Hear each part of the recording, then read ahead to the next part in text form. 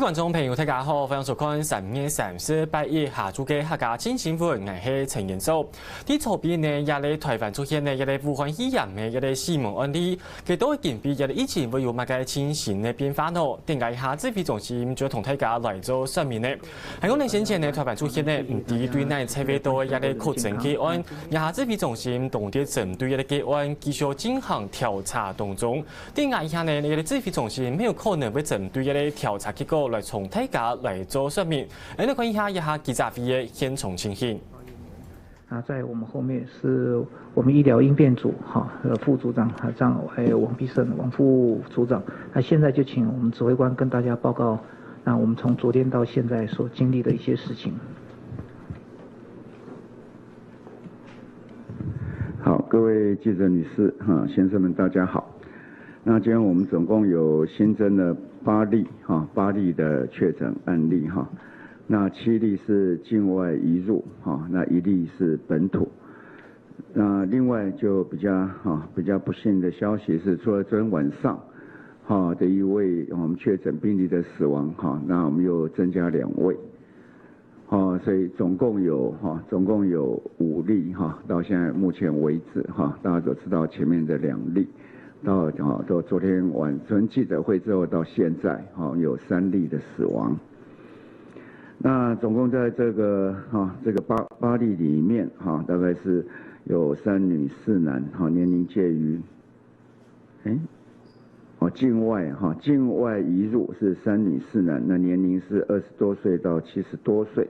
入境日介於3月2日到22日，發病日介於3月6日到26日，那個案發病前後活動的地點包括是英國、美國、菲律賓、埃及，那其中5人與群聚的事件有關，那英國2位，那美國有3位。那在這裡面新增的案例就是300案例，我們今天是299開始嘛，300案例是跟257、258就讀在英國的同一所學校，那返國前與案58與案258密切接觸，所以案300於3月22日入境時沒有不適的狀況，不過還是列入居家檢疫。那25日發病，26日由衛生單位安排採檢，那於近日確診。那該校相關的就有3人的一個確診。那另外是案302，案302，這是在英國，案302跟前面的152、222跟225及案272，222到225到及272，前面是有這個，就是總共應該有6個嘛，對，前面有等6人就讀在英國的同一所學校。那也曾一同聚餐，所以案302及3月16號返國，至今沒有疑似的症狀。那但是因為他們整個一群有同意在英國有一起的這樣子的一個生活的經驗，所以我們主動的去採檢，所以是陽性。所以這個群聚裡面，總共英國這個學校裡面總共有7位，有7位。那案303、304。於3月7日到19日與案182一直到美國的Colorado 就是說去滑雪。那該團總共有10個人，那2人返國後分別於3月20日及26日發病，那經過衛生單位安排採檢後確診，為一起的旅遊的群聚。那這一團裡面現在目前就有3位，3位是確診。那案305是2月8日到34到菲律賓去探親，那期間與案164密切的接觸。那案305返國後於3月24日發病，那經採檢近日確診。所以基本上那案主要另外一個是案299案299，那案299是案269大家知道269就從我們認為是從菲律賓的277傳到269，那269是我們那個交通局的人員，他的小孩，他的小孩那也就确诊，那这个是我们的本土的案例。那另外一个大家所关心的就在武汉的就是应该是从上海返回的专机这是有153人返台那同时都集中的检疫。那昨天大概是10点出头到，那中间有一些耽搁那最早10点出头到，那不过大概这次比较快，大概1个半钟头就从机场就离开了，然后到我们的集中检疫所。那这边也要特别谢谢我们那个部立桃园医院的陈志昌副院长率领的6位的急诊室的医师所以到了把他们安顿到房间去之后，那就到房间里面逐一的采检大概也应该弄到今天早上4点多吧所以检体送到我们昆阳来的时候大概就已经是5点，那我们的人员也就急速在6点里面就开始集结那今天早上我们总共这样验下来153位，有3个检体上面里面那个检体可能那样的一个品质还不够所以3个检体重采再重验，那另外150个检体都是阴性那我们就看那个3者的检体怎么样了好，那另外第3件事情再跟大家宣布大概我们的口罩有关于口罩，现在大家都关心口罩的生产量慢慢也跟上来，所以我们呢也决定从4月9号起，换句话说下个礼拜4起就是第一个就是小孩大概我们就原来是1个礼拜7天5片那为了让大家能够更方便，就让它变成是14天10片就一次可以就去购买，可以买2个礼拜的量那量是14片。那变化比较大的是大人的部分大人的部分我们本来是7天3片，那我们根据我们的这样量也觉得这样的一个需要，所以我们就把它改成是14天9片14天9片，所以在买的没有买的那样的一个时间就可以一次不用这样子天天每个礼拜都要去排就就2个礼拜你隔1周，那量也比较多。那另外我们以前是小孩子的就可以去买大人的口罩嘛是小孩可以买反正现在都没差了，现在就是大人小孩都可以你要买大人的就买大人的，你要买小孩就买小孩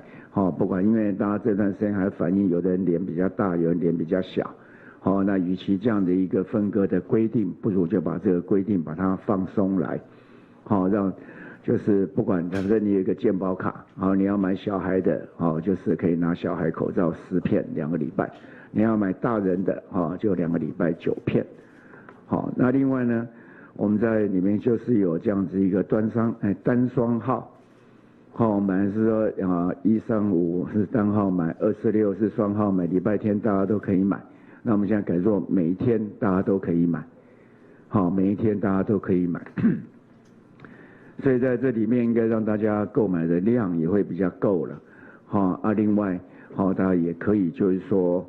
比较方便一点，不过我还要特别的呼吁这样的量其实算多，这样我上个礼拜就开始讲，就是说其实有时候看到这种被丢弃的这样的口罩其实蛮多的所以大家一定要准确的使用那应该好好的去保护它，能够重复的使用，有很多的方式可以维持它的品质也可以让它有很好的防护的效果，不要因为拿到比较多而产生一些浪费的现象全世界都在缺那我们这边慢慢这个量已经可以补上来方便性我相信也会越来越好，那尤其在我们这样的一个线上的采购我们可以让它越来越方便，更多元的方法来做我们也现在也都在研议中，所以这样方便性够量也够，我还是要呼吁就大家要准确使用准确使用。那在这2个礼拜大家都是关心说海外的亲属海外的亲属那前2个我一直跟大家讲，院长对这事情一直有关心好，那我们也是积极的，就是说在想一些方法，可以让他更方便的，来就是说能够给他的一个亲属。那我们现在就决定是这样子了哈，因为我们现在等于是成人开始在从4月9号，我们就2个礼拜是9片嘛，那等于是1个月18片，2个月36片。好，那海外的哈，我们就在2等亲内，可以来寄了哈。那么一次允许他可以寄30片，一次可以寄30片。那为什么这个量？这是2个月的量，那2个月本来是36片嘛。可你这样子购买的一个顺序跟它的机会，所以我们抓了一个30片这样的一个量，换句话说，它等于是2天可以用1片。那为什么要把时间拉得比较长？不像我们国内要14天这样去买，那因为那个邮递的费用实在是非常的贵。现在有些地方的一个邮递都已经停了，我看邮递的费用大概400到600嘛。那邮递量很多要提，那快递比较多，那快递大概就2、3千块，甚至有到6000块，这样的一个非常高额的费用，所以也体谅我们国人在国外，那父母然后他的或者他的小孩对他很关心，2等亲内对他很关心，那确实也很缺乏，所以这样的情况下，我们就抓2个月，可以这样子，邮寄30片，30片。好，那相关的一个简化报关那些都已经把它都简化了，都已经简化了，所以这个方便性有，不过因为邮寄的费用实在是很贵。那刚刚我们报告有多了3位加不幸的有3位死，那就1位是按34，那1位是按108，一个是按170。也跟大家这样子做这样的报告。那我们就先报告到这里大家有疑问可以提出来。好，来。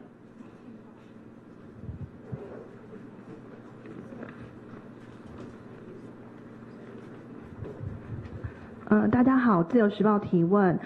首先第一个想问就是指挥官这边，刚刚有提到说我们新增就从昨天晚上到现在新增3个死亡个案，那是不是可以说明一下他们的病程？还有说这些个案是不是有尝试使用一些特别的药物治疗吗？那目前我们治疗这些住院患者啊，就他们使用的药物是收治医院自己决定呢，还是指挥中心这边会统筹，然后建议做出决定？对，那第二个问题是昨天指挥中心这边有提到说，确诊的案277、案269，还有案277的父亲，他们有一起喝咖啡嘛？那今天早上那个交通部这边有提到说，我们指挥中心并没有对案277的父亲做裁剪，所以他们想要对指挥中心提案，就是说希望可以对他们来做裁剪，这样就对他的父亲来做裁剪。那我想问的是说，因为他们3个人是一起喝咖啡，那为什么我们没有对案277的父亲做裁剪呢？是因为他没有症状吗？还是有其他的原因？因为现在有一些人是无症状感染者，那这样子的裁剪原则会不会有一些疑虑？那交通部的提案我们会接受吗？谢谢。那这一部分当然最后还是要医调的医师来做决定了哈。不过我们现在大家都讨论这么久，我们这个观念渐趋一致了哈。那基本上他现在已经居家隔离中嘛，那基本上我常常讲，就是说在没有症状的时候，可能那个采验的效果差。好，既然在歌剧已经框离开了，那我们就是说现在没有症状，我们就先不采。那有症状我们就会立刻采。当然有些人会担心说，现在是不是采能够让大家安心一点？那其实在这样的情况下，可能有一些伪阴性的情况出来，反而让大家掉以轻心，那反而不好。那另外呢，有关于这个3个案例的情况，基本上都有慢性病嘛，那我们有用药的指引嘛，那医院在专业的观点，那我们是不是请志浩跟大家说明一下？好，我跟大家报告一下哈。案34号，各位应该还记得，他在入院的时候呢，其实心脏就已经非常非常的不好哈。那在这里面后来虽然是说经过医院的细心的治疗，想说他这样子应该是会有可能会好，但是他心脏真的是本来就是末期的心脏衰竭了。那虽然是极力的抢救，但是到后来虽然肺炎明显的改善了，但是他的确是心脏的问题没有办法处理，没有办法把他挽救过来。后来他还是主要是心律不整、心衰竭而往生。那案108如果各位记得的话，他是一位到那个奥地利，然后跟捷克这部分旅游的一个导游那他本身的体重是比较重，我们知道体重比较重的时候，有时心肺功能是比较差的那他在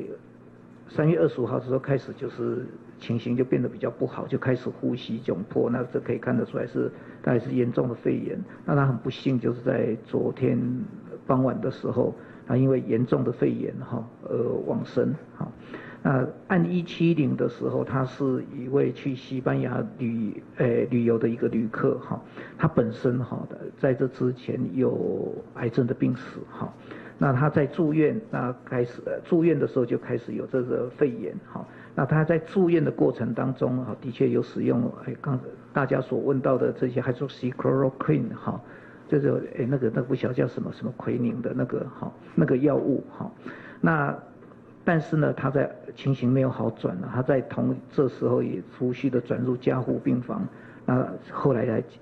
的时候，那很不幸的就是看起来多重器官的衰竭，那主要还是肺部有非常严重的浸润那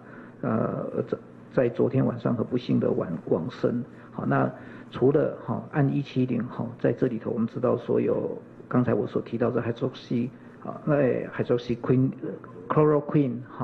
那另外的2位的话是比较看不出有特别其他使用特别的药物。好，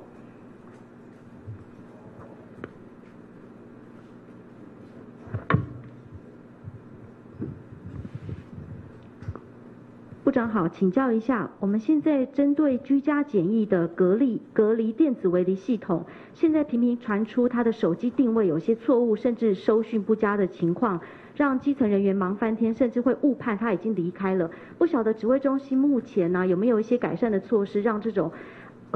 手机围篱系统偏离的状况可以改善？以上，谢谢。这个我还是要再说明一下因为那个按照统计数字，因为每一天都有治安处都有做一些详细的分析，其实真正的误差的这个错误率其实是不到1%这个要特别说一下。那也曾经跟大家说明过，因为那个电子围篱的系统其实是透过5家电信业者的基地台的方式来去做定位，所以它有它原始条件上的这个比较弱的地方。这个我们治安处也已经在找了5家电信业者来想办法，再来看能不能再提升。不过现阶段我们透过几个方式，可以让基层的远警跟民政的体系去减低这个不必要的这个奔波就是第一个去做那个电子围篱系统的这个判读，从它24小时轨迹去看是不是有这个问题。那第二个是也透过双向简讯的方式，可以让这个当事者可以去做回复，那这样子也可以去减低这样的一个不必要的困扰。那实际上产生的这个比例其实是很低的啦所以不是外界所传的这样的。那我们也实际去了解桃园跟新北真正的这个误差的这个状况，并没有这个外界传的那么高所以这点也还是要特别再讲一下。那还是很谢谢我们的远警跟这个民政，这也是我们在这一段时间特别拜托远警一定要去勤务中心，一定要去把这一块补齐所以我用一个案例来讲曾经有一个案例，其实他离开这个解除隔离的解除他居家检疫的时间只剩4个小时，但是他这个个案呢关机，那也是被我们的远警查出来，跟民政体系共同合作把他找到。所以那个个案呢，因为也这个虽然他离解除这个居家检疫时间剩4个小时，被我们抓到之后，他还是依照那个时间，依照我们裁处的这个基准，所以那个个案裁处了20万。所以我也要借这个机会跟我们居家检疫者拜托，就是你真的这段时间大家一起互相配合，你就乖乖在家里。那我们社会也多给这些居家检疫者多一点支持跟关怀。那我相信这件事情大家就可以做得比较好。我们谢谢哈。那其实大家这几天都有这样的一个疑问嘛哈。可是大家想想看，我们这样的一个资讯的系统，其实是要来帮助能够筛减到大部分的。如果大家想看，如果现在没有这样的一个系统在，我们今天将近有4万9，将近有5万的人，如果全部都要用人力来做的话，那基本上是没有办法做的。可是我们现在有这样的一个资讯系统在，虽然它有大概不到1%的一个误差，那也希望大家能够合作。但第一个，检疫者真的不要这样子，就是说他也等于是劳民伤财嘛劳了这个警政跟这个我们这里干事的一个时间，那自己会伤到他自己的财，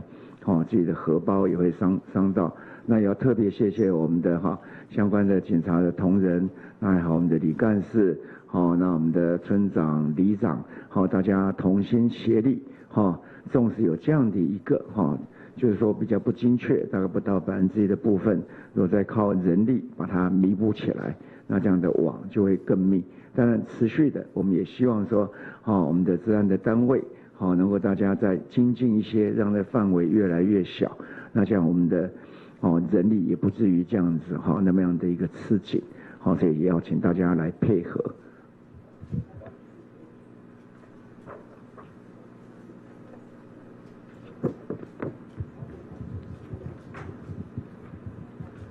部长好，美国之音的记者，我有2个问题要跟您请教。首先，因为有越来越多的就是台湾民众是从中国湖北省陆陆续续回来，他们有的会担心会受到这个社会的歧视，所以我想请问一下，台湾的民众应该他们接触那种人应该怎么样去来对待有什么样的方式或措施？那因为台湾有一个俗称武汉肺炎，那个名字，那个疾病的名字，会不会造成更多人觉得害怕呢？那第2个提问呢，是有针对世界卫生组织是不是台湾早就已经提供一些人对人传染的这个证据？那是不是为WHO 把它给丢掉或者忽视？那如果是这样子的话，是不是因为有中国大陆打压谢谢。大概您这个呼吁很好，我们大家都是在对抗这样的病毒，而不是对抗在人。那也因为怕就是说在回里面社会上还有一些的担忧，所以我们都采用集中检疫的方式。而且特别全部都裁剪，所以要呼吁我们的国人不要互相这样的一个歧视，因为那是毫无必要的。我们一定会让他都是安安全全的回到台湾来，也安安全全出到检疫所。那也希望社会能够接纳他们。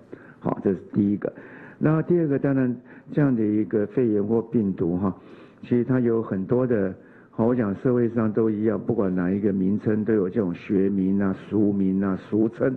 大家都会采用一个他比较觉得讲起来比较顺的一个讲法在，也没有什么样的一个特别歧视的意义。那至于说我们在这个人传人，我们那时候是有通报说我们有注意到这样的一个讯息，有这样好像是27个病例，有7个重症的情况，所以我们也跟中国的当局来了解一下，说这到底是什么样的情形？因为确实在那个时候大家都不知道，只有这样收集的一个情报里面来看到这样的讯息，所以也跟中国来询问，那也跟 WHO 来报告。那但是接下来大概中国那边有跟我们讲，大概就把他们新闻稿这给了我们，那剩下我们就没有另外的一个讯息在。那其实我觉得在目前来讲以后大家以后这种历史的轨迹会很清楚了，不用说在这样的疫情的当下，大家很多这样的一个争议，其实那个在现在来讲没有什么意义，因为已经都来不及了嘛，可是问题是最后这个疫情平息了之后，从历史的轨迹很多的角度，都会来源到底什么，那都会真相大白。那这个时候大家一起来抗议，可能是更重要的一件事情。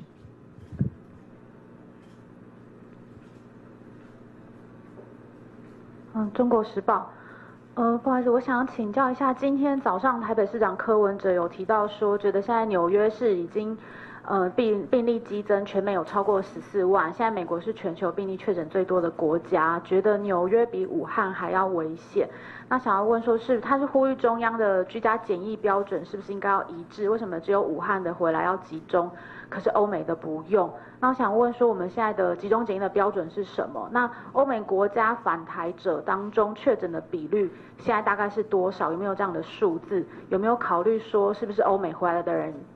也要集中检疫？那第二个问题是说，从昨天的285案或是290这几个从美国跟印尼回来的人，因为他们针对关于疫情的部分，加上中央流行疫情指挥中心就宣布的，近比关于总共新增加8例武汉肺炎的确诊个案，其中有7例是对境外驶入来的，另外有1例是本土感染个案。亚的关系来呢，台湾的确诊案例数也一步的几近渐的有卡翻的哦。不过呢，指挥中心就有特别讲到的，对于草案部都近比为止，关于有新增加的3例死亡个案。针对亚嘅新增加个案的部分，指挥官陈时中其就有讲到的，亚呢也就对境外驶入来的个案当中，单系对美国、韩国有英国驶入来的。那我呢针对亚的本土感染部分，亚的案呢是299，其嘅先前亚的案269加来的，亚的269呢，其就是之前经验的确诊，其係交通部观光局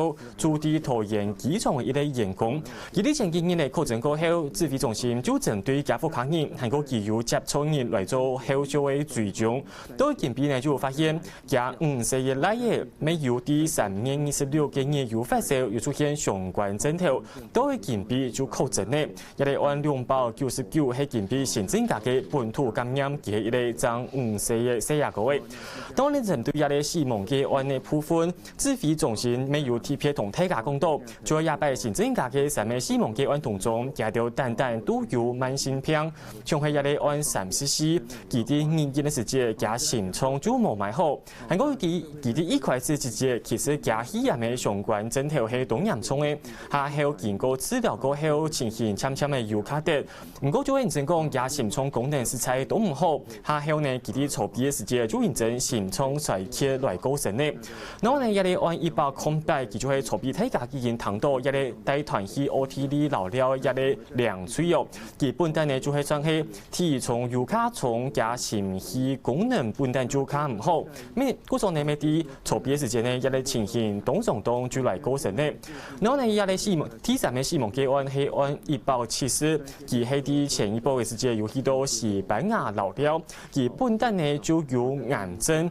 雖然講佢一個醫院有用一個困難同佢來治療，不過下後係呢認真加佢嘅功能都唔好，咩係啲籌備來構成嘅，因為近比一個國內新增加嘅病情部分，韓國有啲草案部嘅時節對上海呢有一台綠包機來載點對湖北嘅民眾來轉來台灣咯，第一家條轉到台灣過後，指揮中心就停電來進行相關嘅檢疫措施，啲初步嘅採檢驗過後呢，加下呢談到消息就係講，啲亞伯轉來嘅153名民眾當中有33人嘅檢體，認證一個數量較唔啦，故數呢會重新來採檢，唔過其他153人一個採檢結果都係陰性呢，談到一個消息過後，其實都本體家係知道講有卡風險沒有。然後呢，針對一個台灣嘅防疫政策啲最嘅部分，對新年初9起時會有動態嘅改變，最講一下新年呢一週禮拜前日做得買5週嘅最呢，對新年初9嘅日起時就係2禮拜，咪就係14日，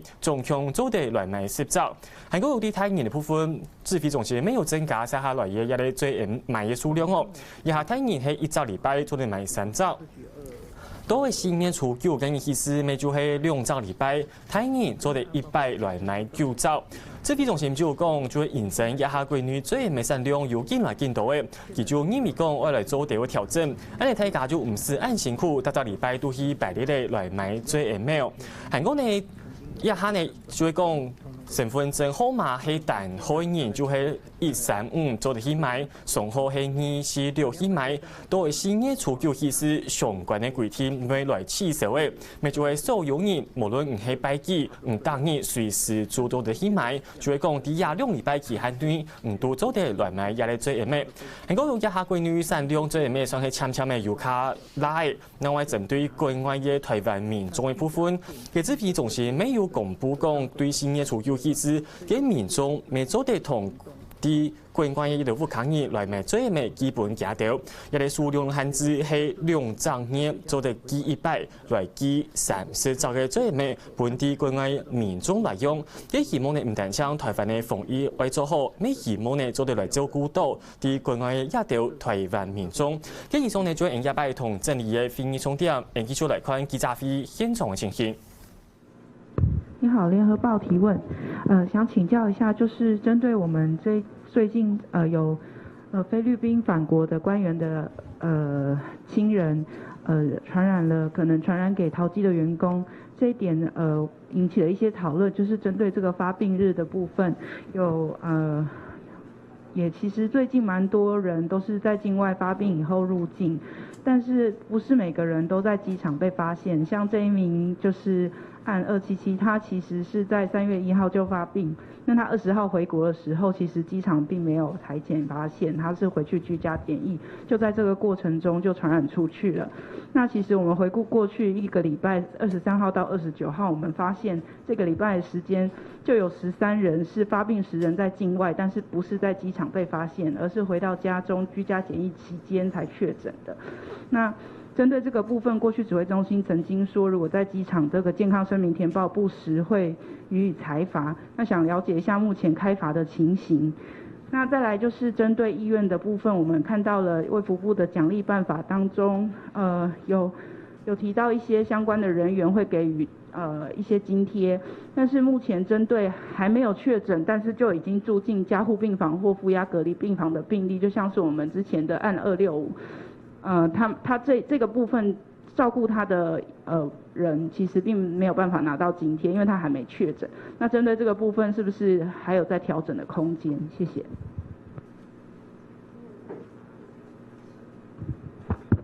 好，那針對第二個問題的話是這樣的，我們除了就是照顧確診病例的之外的話，那住進到所謂現在的這個專責病房，也就是說。單獨隔離1人1間的這個病房，我們要求這些採檢醫院、重度收治醫院都必須要設置，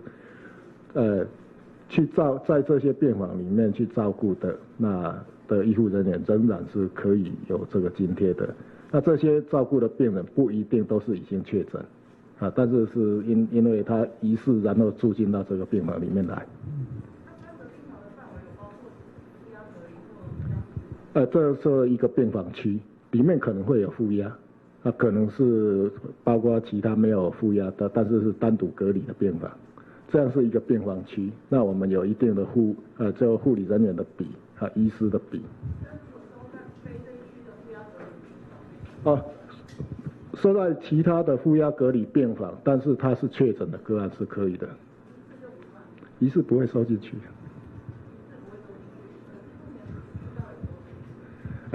這個部分的話，我們的原則大概是這樣。那如果是它是一個負壓隔離病房，但是不在這個負壓的，不是在專責病房區裡面的話，我們也是算的。就如果它是那個確診的，但是我們還是沒有去討論到說它是疑似的。那我們希望收的還是以在這個專責病房裡面的負壓隔離病室為主。大概簡單講就是說，基本上確診是一定要嘛，那可能在普通懷疑的就可能不會料，那對醫師判定是高度懷疑的情況下，那我們這樣的一個津貼還是一樣會發，大概是以這樣的一個標準，不过这事情还有很多需要去讨论的，就如大家前2天一直在讨论，就是说，那医护有，那其他的专业的人员有没有？或非专业人员有没有？那一部分我们都涵盖在整个医院的一定的一个比例的奖励金，那希望他们在一定的比例里面要拿出来当做一个人事的费用，是用这样子的情况。然后第二个就是说，刚才讲到居家检疫里面，那这个就是在居家里面会发生这个案，这个是我们当然不能说是我们期待的，但这事实上我们就把它已经框列起来了，在我们的这样可以管控的范围内，所以我们这个居家检疫里面有发病或居家隔离的有发病，那其实这是说已经把它框在里面。其实在整个的表里面，我们都觉得有几个嘛，可能在机场拦截到很好，因为很快时间就跟社会没有这样的一个直接的接触，那整个在疫调上相对就容易很多，只要注意到飞机上，那飞机上因为都是居家检疫的情况嘛，所以相对疫调这边就容易。然后第二个我们比较就是说会比较放心，就居家检疫有没有在确实的做，如果居家疫调起来，居家检疫的很确实做，那我们也比较放心。那居家隔离的是跟确诊的人有接触的，那相对呢可能的发病的可能性就相对的高。那这些都是我们刚才讲说，第一道的防线在边境，那第二道的防线就是我们的检疫、居家检疫、居家隔离，让这样子2道的防线不要让它不要到我们的社区里面去。所以大家每次当我在报告的时候，如果是自行就医的，那我们就有点就是本土的案例，我们就相对的就会担忧很多，因为那时候范围就变得很大，就能够不能掌控的地方也会比较多，那一部分也是属于我们未来，跟大家一直在讲说，可能它的一些公共的足迹啦，或者我没有办法掌握的部分，我们将来可能就会公布，所以这样几条线，来做我们现在的这样的一个事情。居家检疫不是一定要罚的，应该是有罚吧？我想至少应该有罚。讲一下。这个我们再查一下啦。就针对277这个案例啦，我们后来其实是这样的，他的状况，他虽然是一开始他3月1号是有发病但是他因为他在当时事实上一直都在吃抗生素跟类固醇，所以他在3月20号、21号回来的时候开始停用，所以20号才开始出现发烧了。但是之前在20号到21号之前，其实除了3月1号那时候有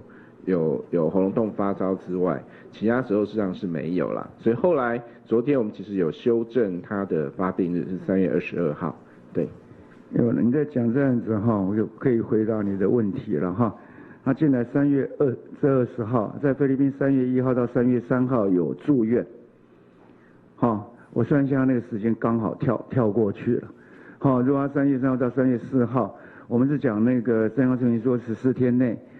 有这喉咙痛或其他的发烧、吃药，或其他的症状，就应该要注明，那时间刚好是跳过去了，时间刚好跳过去，那14天大家也知道说抓的是一个潜伏期嘛，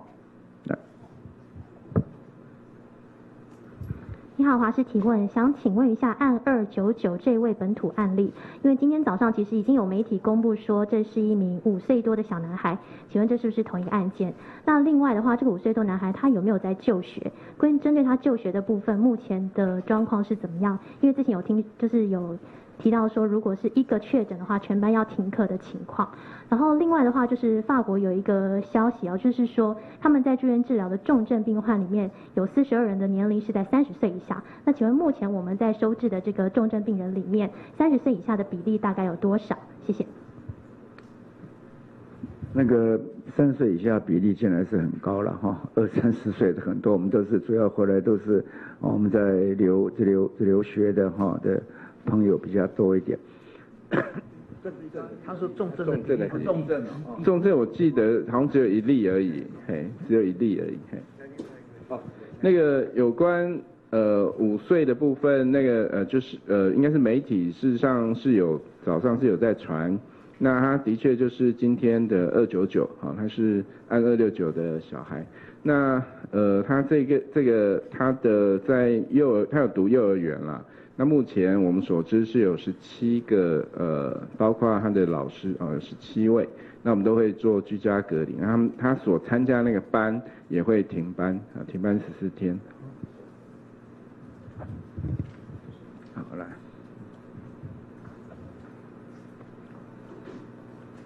部长好，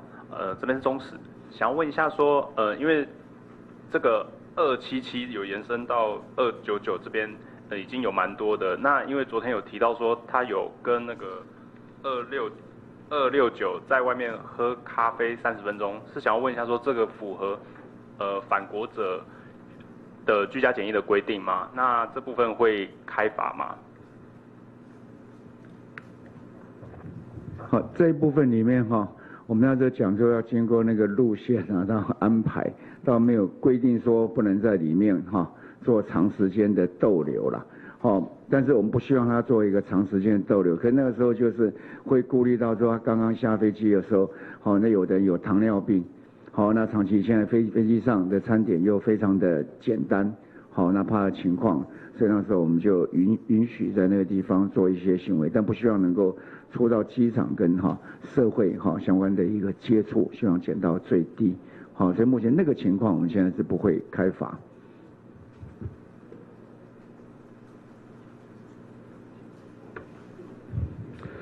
你好 ，TVBS 提问，不好意思，想请教一下，之前我们有问过说，距离封城我们指挥中心这边说要走到这一步还很远，可是现在像是很多国家他们也都封了，包括像是纽西兰，他们的确诊数好像只有到290几300出头，那台湾现在已经破300了，目前我们会考虑说有没有要封城吗？那另外就是像社交距离别的国家有封城、停课、停班，所以这个规定比较好约束。那如果在台湾现在还没有封的话，那它相对就比较难，那它要怎么去管制？那第二个问题就是说，有大陆的研究显示，新冠病毒他们演化出 L 和 S 的2个亚型，那 S 是属于比较攻击性小的，那 L 型是比较复制快，然后侵略性强。那我们台湾有一个说法是说，一开始的是 S 型，可是后期从欧美回来的是 L 型。我们这边指挥中心可以帮我们说明一下吗？谢谢。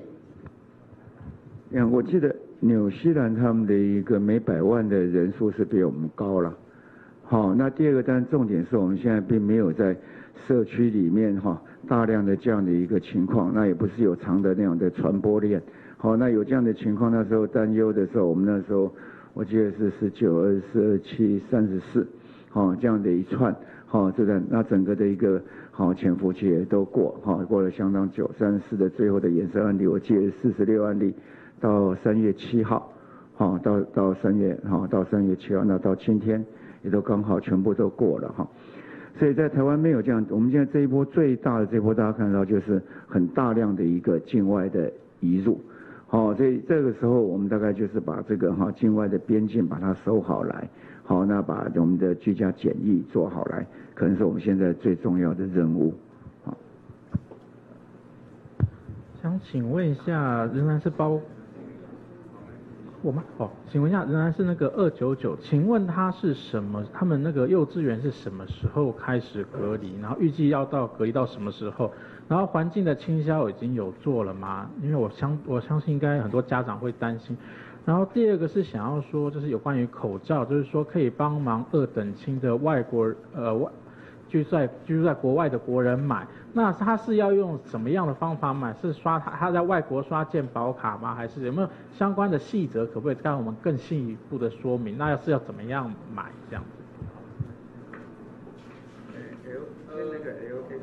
那个可能我们在跟我们的防疫师在询问之后再回答那个SL 型的这个问题吧那至于刚有询问的这个有关幼稚园的这一块，那我知道是已经做清消了啦那至于从哪一天开始做居家，应该是说昨天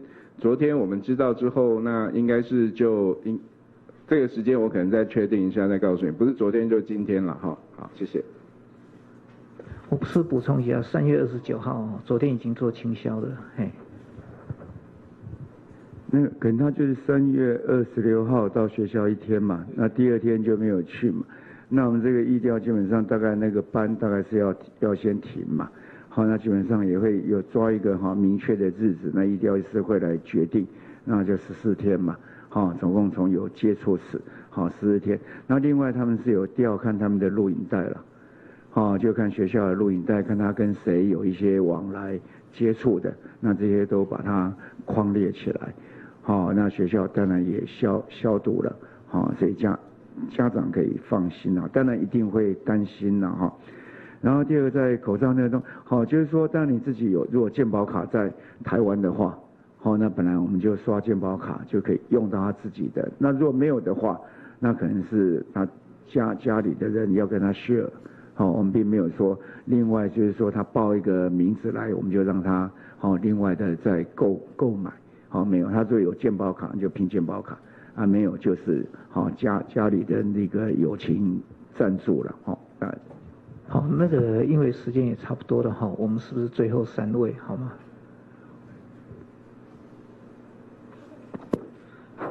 焦点事件。那个想请问28日的268案，就是那个从发病到确诊1个月的那个案件，他经历过1间诊所以及2家医院，想请问他都是自行就医，还是里面有上转的过程？那主要的问题是想要问第二个问题是，目前在扩大采检的这个措施里面，各级的医院，就是说从医学中心到诊所，各级医院它申请这个扩大采检的比例大概是多少？那诊所在这个系统中，它应该负起的任务比较像是我合理判断我就直接申请扩大采检，还是我应该要做上转的动作？那指挥中心这边有没有订定相关的指引，协助这些诊所去判断我要不要去做扩大采检，或者是做上转的动作？以上。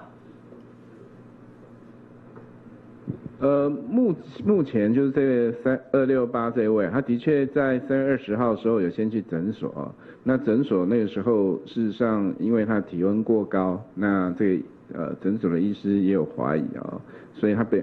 是建议他就前往医院去挂号，所以的确是有做这个上转的一个动作了那至于您刚刚讲的，就是说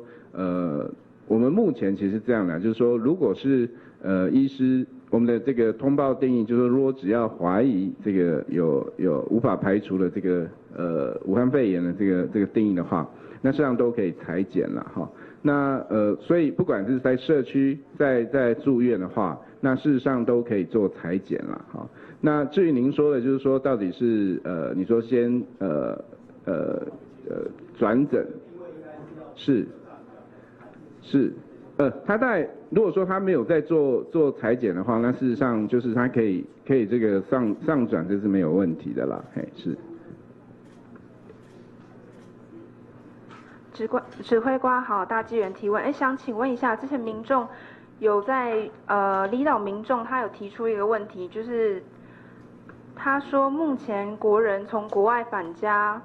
返国必须要居家检疫14天才能完成。后才能外出，但却能够搭机到离岛实施居家检疫。他提出说，飞机也是大众运输工具的一种，就是可能也存在传染的风险，所以他建议是不是能够让所有国人返国后都在台湾本岛实施居家检疫14天完成后才能搭机往返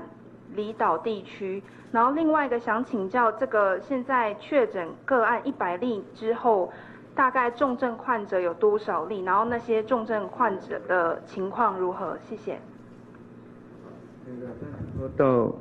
从这到离岛它也是属于我们回家的路了。不过他们的希望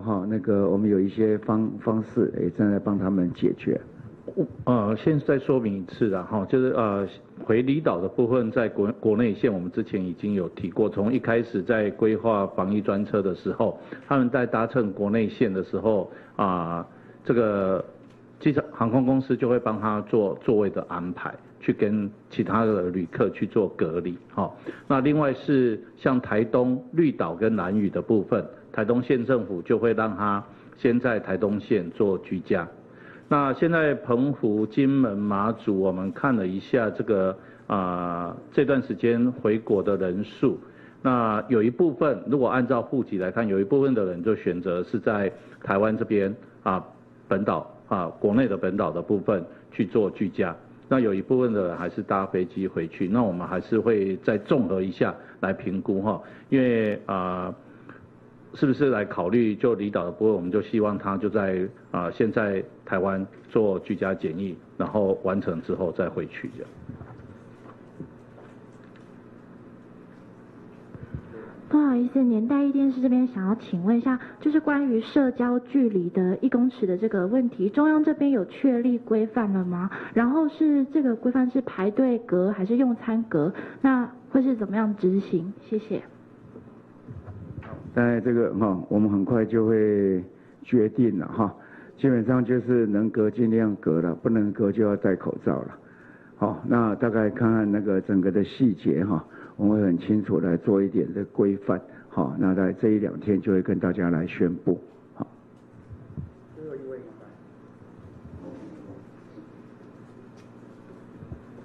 指挥官好，民事提问，想请问案269，现在儿子被感染，但传出说当天机场接待好像还有另一名旅服中心的主管也有跟着接待，请问这一位有被匡列的吗？以上，谢谢。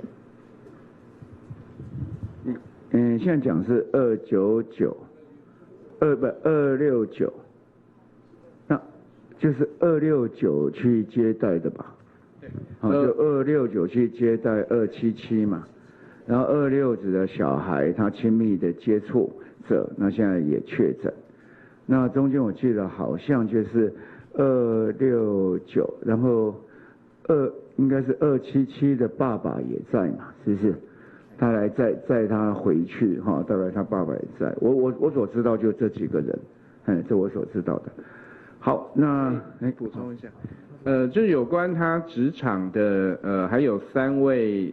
他们还有3位同仁目前也在居家隔离当中。所以至于您刚问的那个问题，我就不回复了，就是他还有另外3位同仁都有居家隔离。好，那我们今天记者会就到这里，谢谢大家。